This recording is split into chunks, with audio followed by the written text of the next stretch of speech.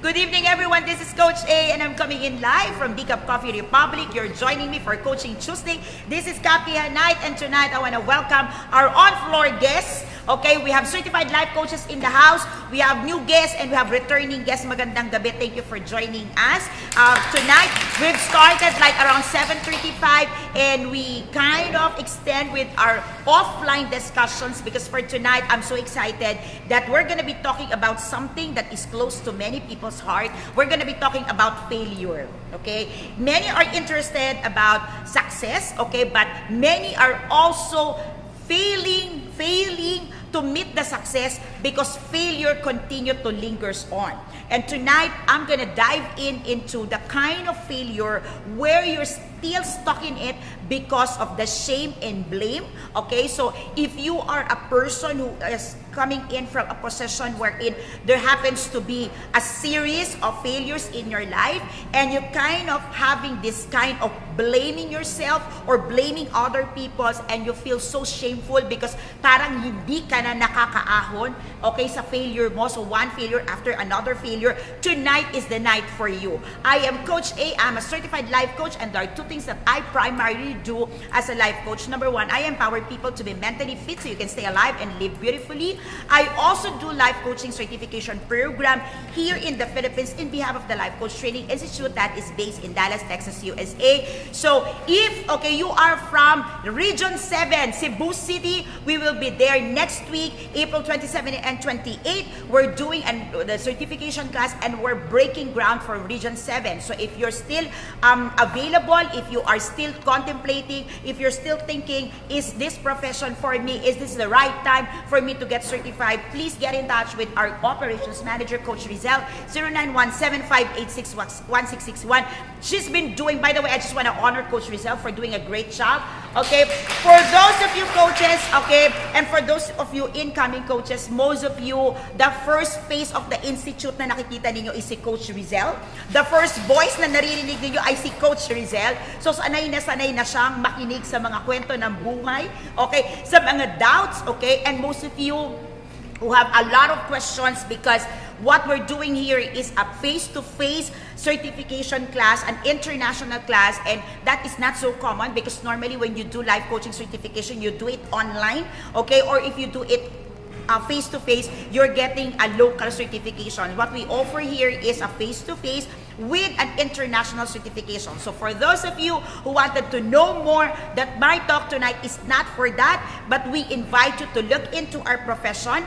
Okay, call Coach Rizal, get connected with her, or you may visit Decaf Coffee Republic anytime. And just in case you want to experience life coaching, you want to have assessment sessions for those of you who say, who's asking, what is the first step to experience life coaching? The first step is, just visit Decaf Coffee Republic, talk to our life coaches in the house, all our directors on floor, our life coaches, or have a complimentary coaching session so you get to understand, you got to experience what life coaching can do for your life. Okay.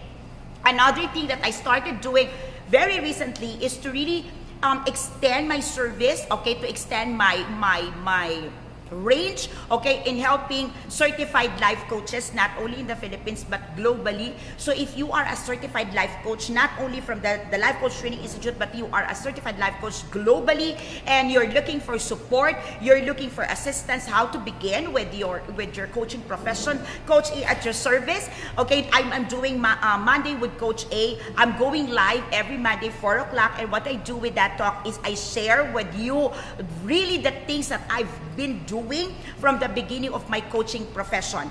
And tonight, if you are a certified life coach, I want you to really stay tuned, really dive with me and go with me in this, because for tonight, I'm going to be sharing with you one case study.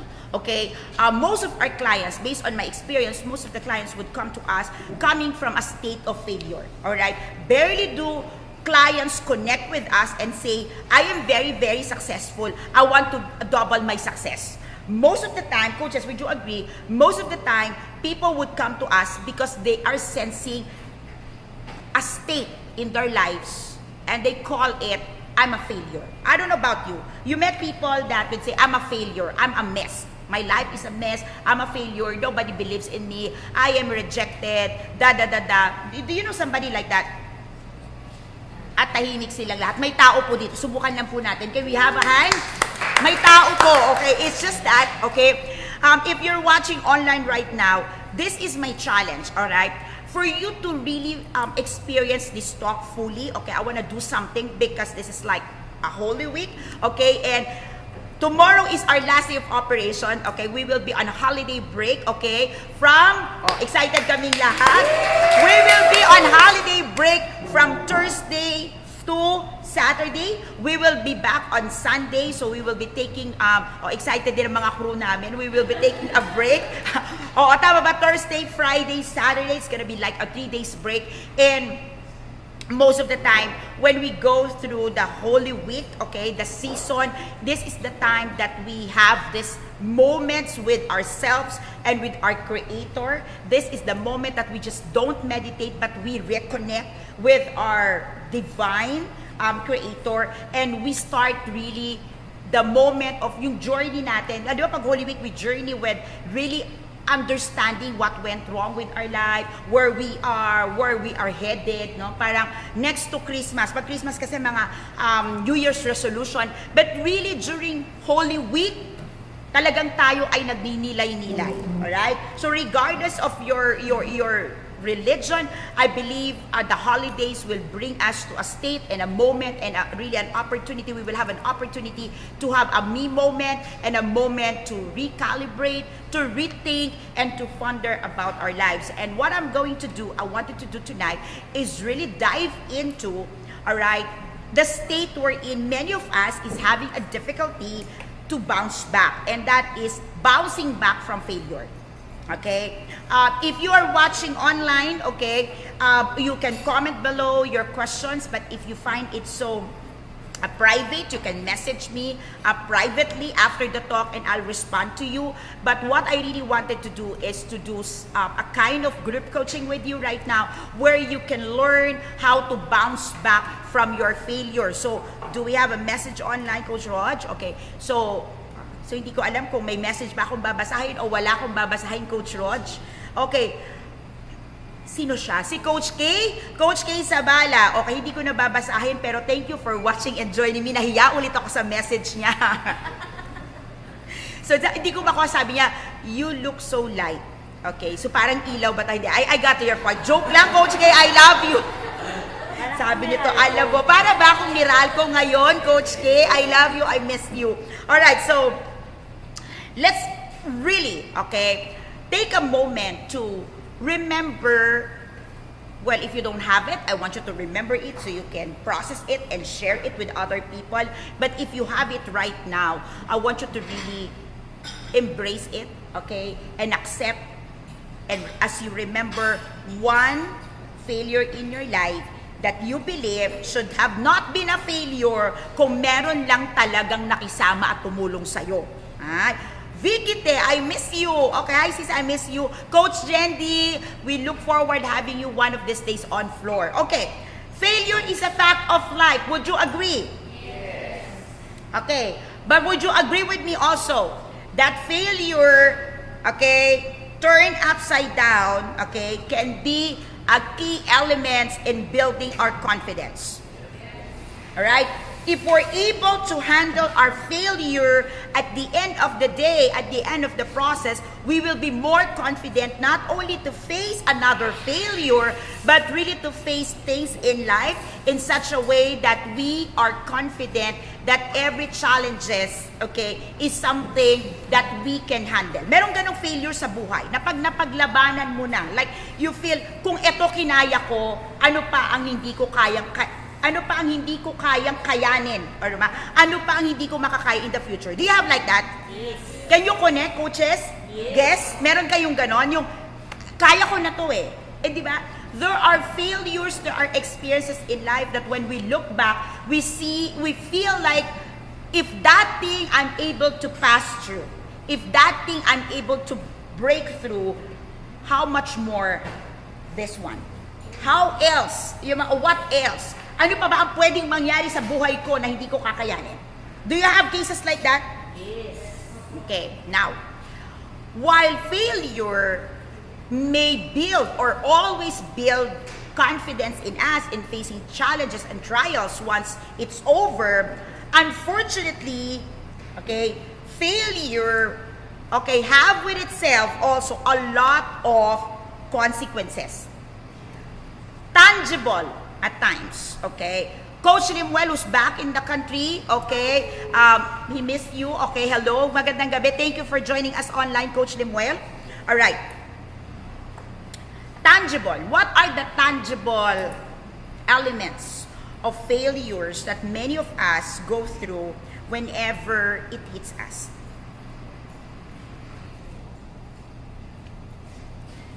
Regrets. You experience regrets when you fail? Yes. You experience shame.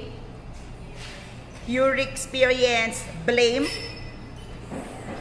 And in the process, you do or you experience self-doubt? Yes. Avoidance? Yes. Perfect. Okay, all check.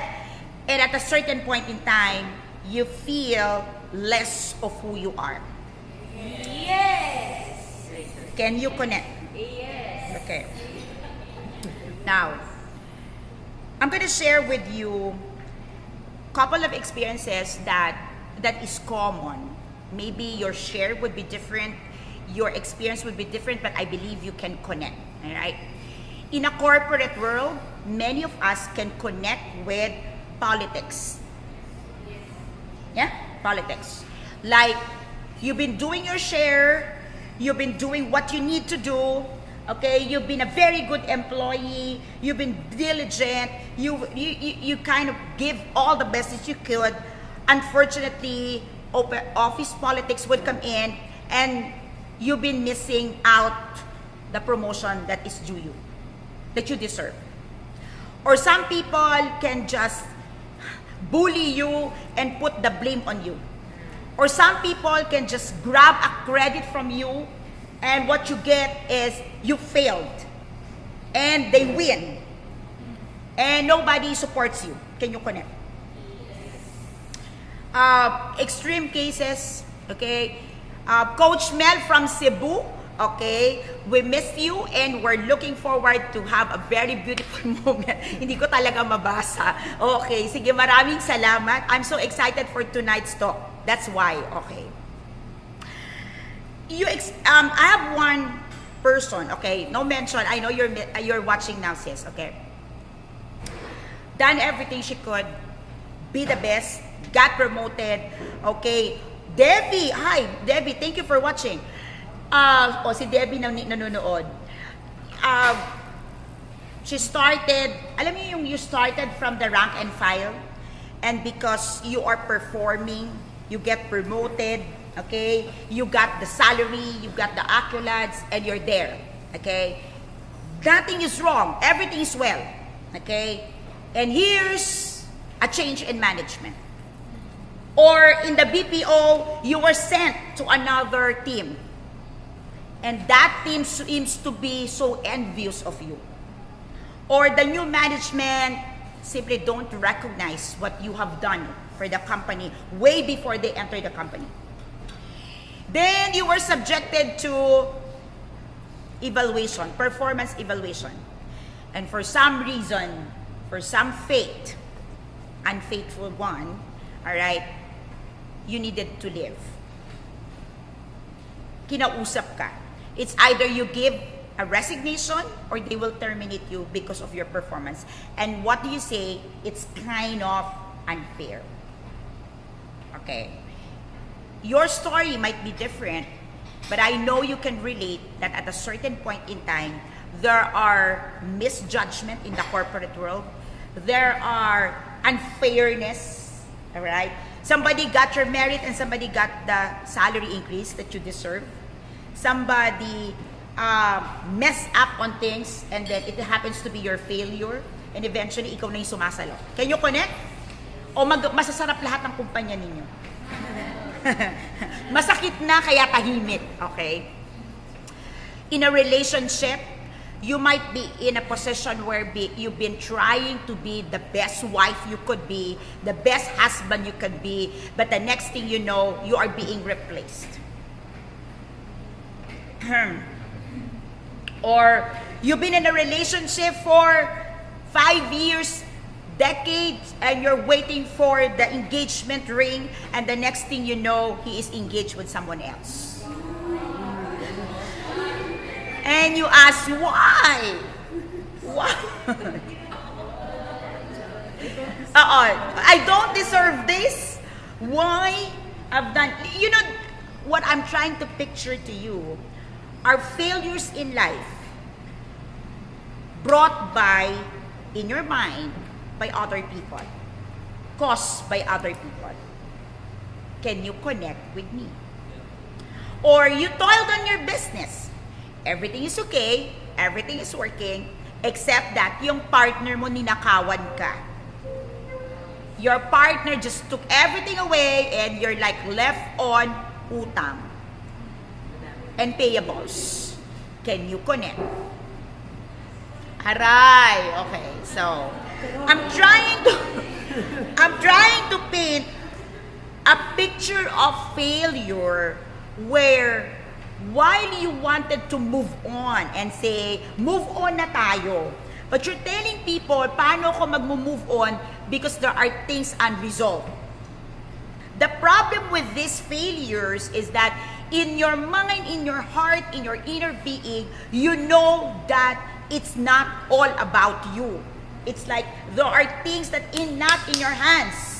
Tama ba, Coach Sean? Si Coach Sean, kakagaling lang dyan, diba? I wanted to do this, but boom. Alright?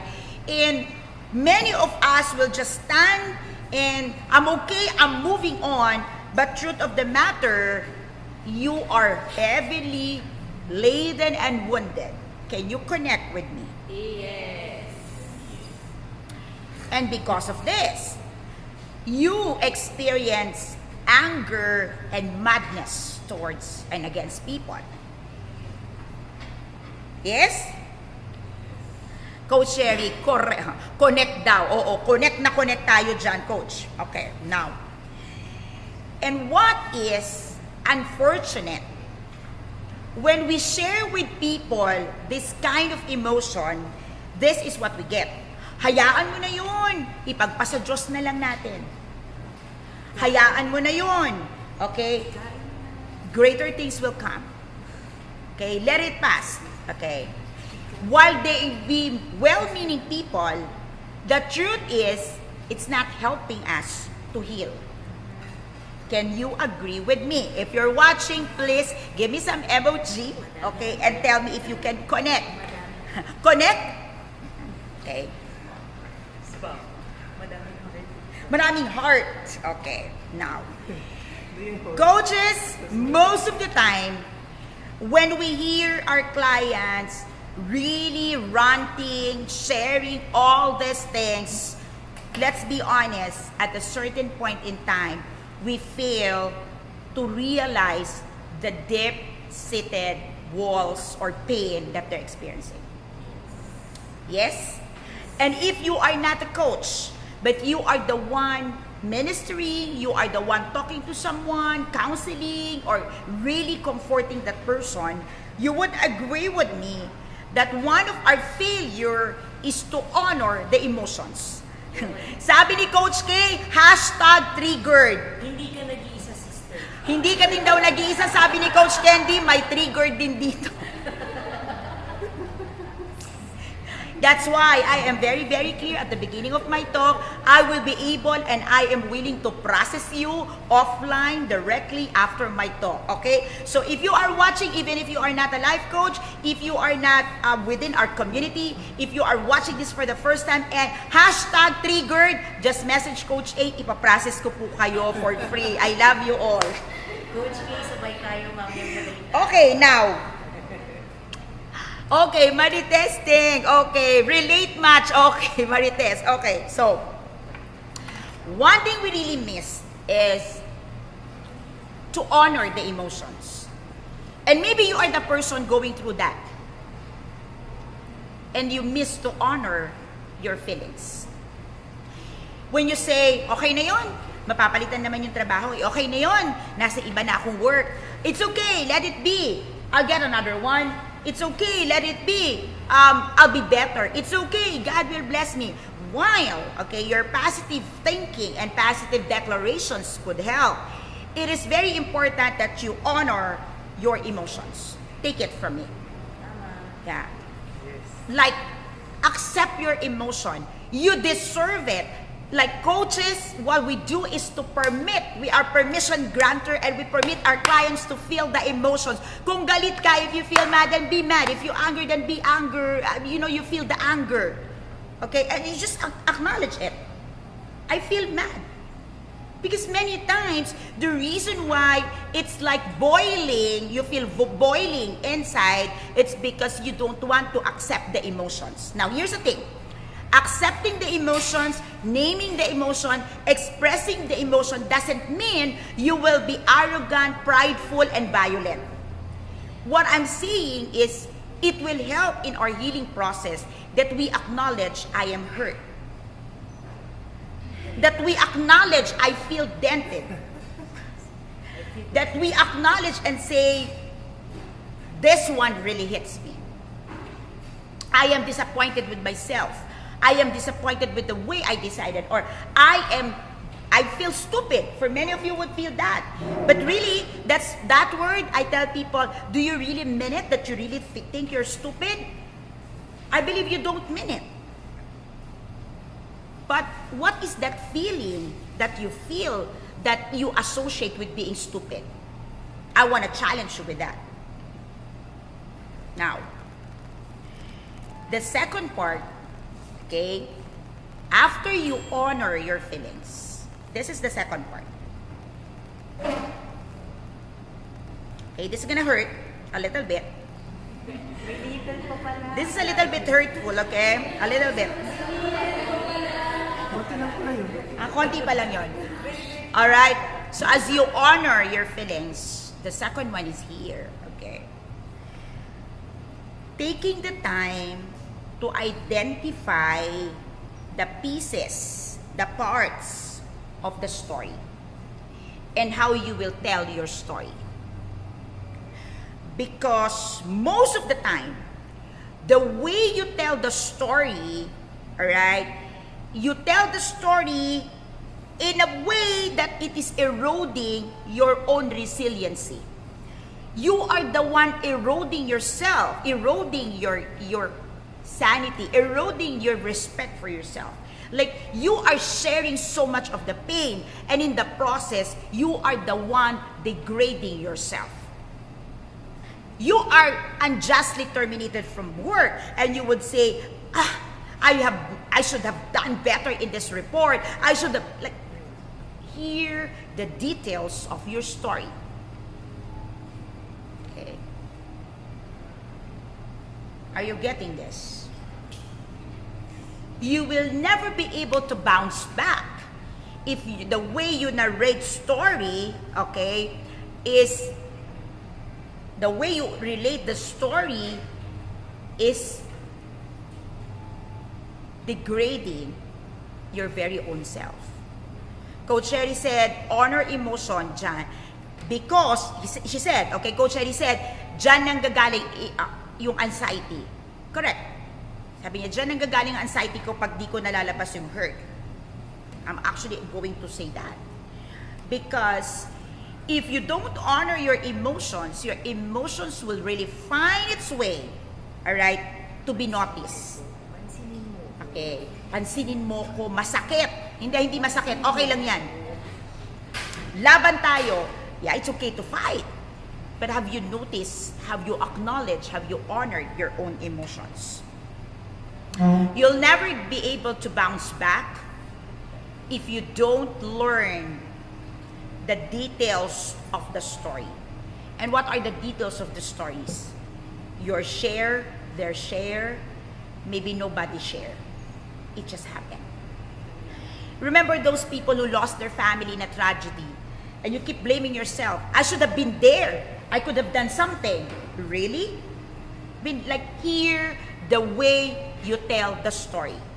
Because the way you narrate your own story is actually not helping you recover. And in the story, you hear very clearly, sometimes we want to get people's sympathy. We want to have people agree with us because we feel that when people have the sympathy on us, empathize with us, we're winning. Unfortunately, the way we tell our stories, as if we're the victims, we are hurting our very selves in the process. Coach Kendra, I missed you, sister. Okay, she's watching. Okay. Now, blame and shame, normally what happens following a perceived failure. Okay? There are things that happens in our lives that maybe, just maybe, not a failure, but a turn of events, a situation, and yet you perceive it as a failure, and what follows next would be shame and blame. Okay, can you connect? Now, I want you to remember that if you don't settle blame and shame, this is what will happen. If you let your shame flourish, the next thing you experience is your inner critic is now armed with more ammunition, and you will be avoiding future risk. Because you're shameful. Right? You're shameful and you will never want to try again. You will avoid every path that will bring you to another situation of which you perceive you failed. And I don't want to fail again. I don't want this shame again. For those parents, for those mothers who got an unwanted child, who took upon themselves, it's a blame on me, it's a shame on me, okay? They never wanted to enter another relationship. Okay? For those of you who failed in businesses and you take the shame and you allow the shame to flourish in your life, the next thing that happens, you don't want to try another business. Okay? When we avoid difficult experiences, we also avoid a powerful chance for us to bring failure as an opportunity to learn and grow.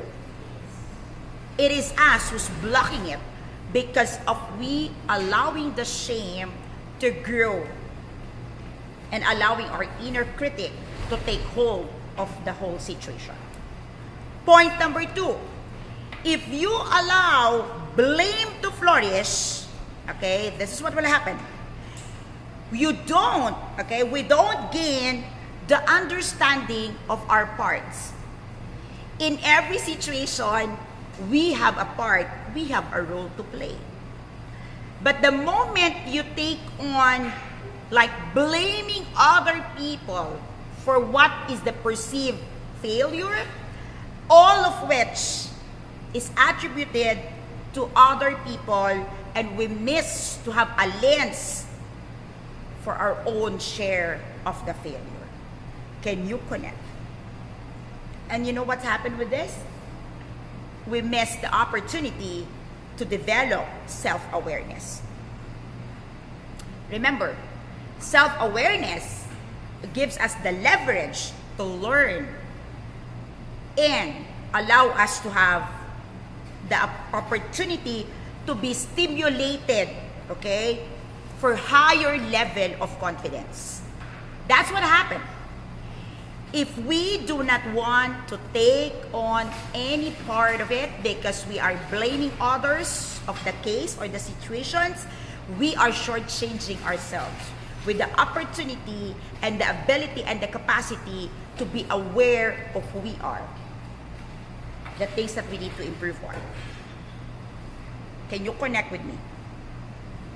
Now, are you in this situation? Can you connect with me?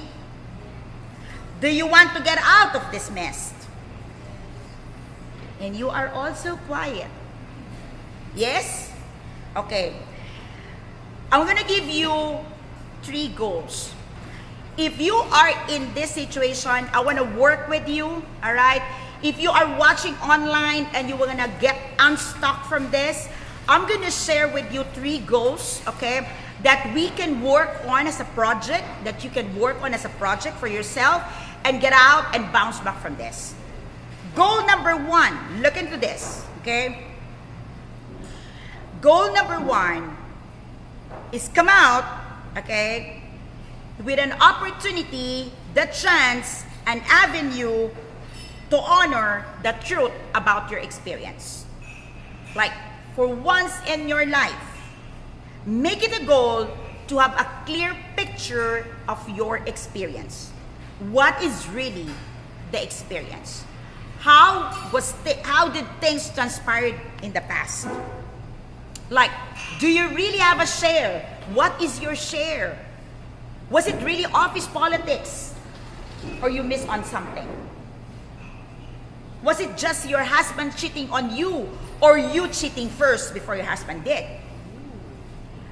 Was it your husband missing on something? Or you really forgetting that you are a wife to begin with? Is it your wife not being able to fulfill her duty as a wife? Or you looking around for something that no one else can feel but only God? I mean, like, what is really the truth about your experience? Like, the truth, but nothing but the truth. Look into your inner core, look into your values, look into the things that happens into your mind. What was the things that was going on to your mind when the experience happened? Like, put it in your goal to honor the truth about your experience. Hear me out. I said honor. Honor. Because there's the truth is only the truth that will set you free. Coach Kendra, our Master Coach Kendra said, let the shame be transparent to release its power over you. Wonderful. This is why speaking your story is powerful. Master Coach, today, you are living in the now. Yes, Master Coach, and thank you for doing your great job, not only as my sister, but really the Master Coach that I have known. You're the best sister. I love you. Yeah, Master Coach Raquel has been really doing a great job helping me out in every season of my life. And she's not just a CEO to me, not just a Master Coach, but she's really a wonderful soul sister. I love you. Really. Coach K, ay, maganda. Nagwawala na ako. Kidding. Okay, this is a... Kidding. Okay. Kidding. This is just a very good topic. Thank you, Master. Thank you, Coach A. Kinakabahan silang bigla. Binasa ko ako din. Hashtag, Coach Clark. Okay, hello, coaches. Watching from Pasay, we're from Mandaluyong. Okay. Now,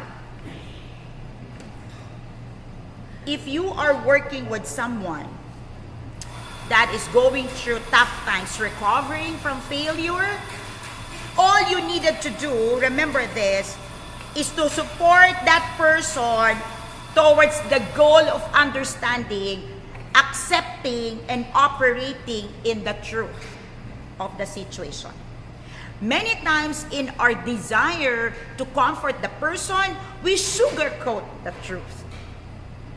Trust me, it's not gonna help. So let's honor the truth about the experience. Goal number 2, are you ready? I do. Now, once you have identified the truth about the situation, it is important that you put on a goal number 2, and that is the goal of identifying your key lessons from the failure. Painful as it may be, remember, your failures brings a handful, a bunch full of learnings. Key lessons. Now, sometimes we kind of masking, and we run on, I'm really good at it, and this happened. No.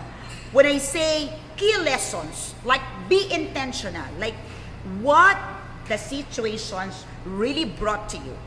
Like if I work with a client, I would ask my client, like this thing, what this situation brought to you emotionally, mentally, physically, financially, this particular experience, this brought you where? Like, be very, very distinct. Like, take the key lessons. I'm wealthier now because of this failure. Right?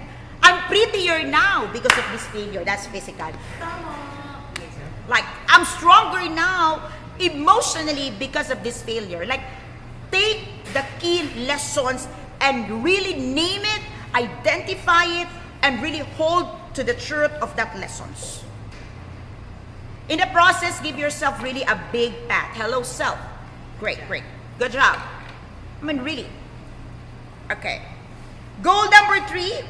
This is it. Reconnect your strengths, your inner strengths, to what bursted your confidence. Reconnect. Goal number 3 is that you need to reconnect your inner strengths, like your strengths, to what bursted, to what really put a hole to your confidence. Because normally when we encounter failure, our confidence just boom, it hits. And on goal number 3, I want you to really like reconnect. I'm really great at this. This is my strength. This is my core strength. And hello, confidence, you got bursted. Hear me out on this. It's not because I failed in a relationship, I'm no good as a wife. I'm no good as a boyfriend, as a girlfriend. I'm no good as a person. It's not because your spouse like left you for another woman, you're no good as a mother. You're no good as a partner. That's not true.